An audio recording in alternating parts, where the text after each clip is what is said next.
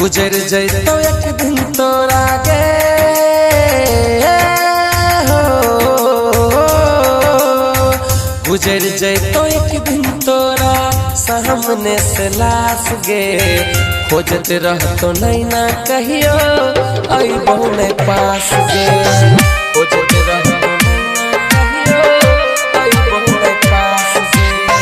गुजर जैतो एक दिन तोरा सामने से लाश गे, खोजत रहतो नहीं ना कहियो आई बहुने पास गे। तू ही त जान हमर रही सबसे खास गे, तोरा बिना जिंदगी हमर हो गेलै नाश गे। Presented by SMS Dhamal। खोजत रहतो नहीं ना कहियो आई बहुने पास गे। Music by Shashi Bhushan Sneh।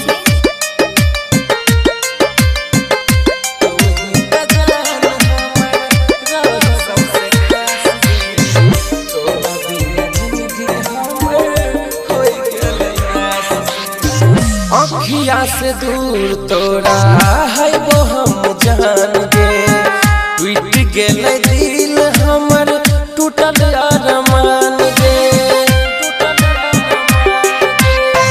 खुशी खुशी रही है अपन पिया के देश गे, मर जतो दीवाना भेज पैभी नहीं सनेश गे, देख न पैभी चेहरा के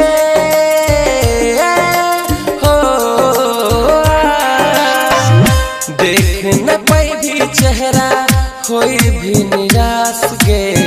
गुजर जैतो एक दिन तोरा सामने से लाश गे, तू ही त जान हमर रही सबसे खास गे, तोरा बिना जिंदगी हमर हो गेलै नाश गे।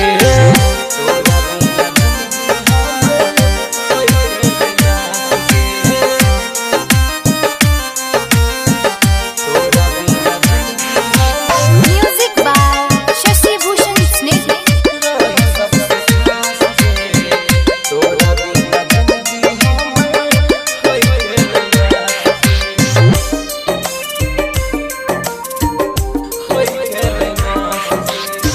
भूल नहीं पैबो तोहर दिल कोनो जखम, याद बढ़ तो दिल में तोहर के सनम।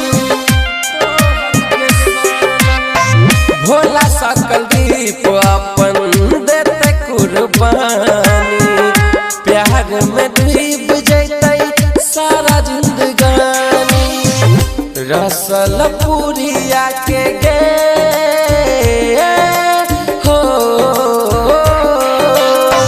रसल पुरिया के कहियो करी है नहीं तलाश गे।